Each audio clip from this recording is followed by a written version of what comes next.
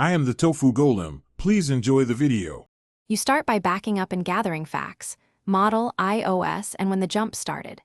Next, remove simple software causes, disable reachability and reduce motion, then reboot with a forced restart. Once done, check responsiveness in safe mode-like conditions. Open camera and settings, swipe slowly to see if the screen still jumps. Make sure to remove case, screen protectors, and clean the edges. Debris can mimic ghost touches, so inspect the frame and connector area visually. If the jump persists, you move deeper. Run diagnostics using the Apple Support app or connect to a Mac and view logs. Next, attempt a controlled restore. Enter recovery mode and reinstall iOS without erasing first. If that fails, try DFU restore.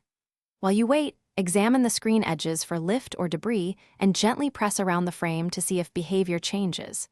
You do this because firmware corruption, loose connectors, or pressure on the digitizer commonly cause jumping. When software steps fail, you address hardware. Power down, open the device, or have a tech reseat the display connector and inspect for corrosion or torn cables. Replace the display assembly if necessary. Make sure to use genuine parts or Apple-certified repair to preserve touch calibration. Once reassembled, test extensively. If problems continue, schedule an Apple Store or authorized repair. Troubleshooting tip: if intermittent, log conditions, temperature, apps running, and time, to help the tech. Thanks for watching. Consider subscribing if we helped you today.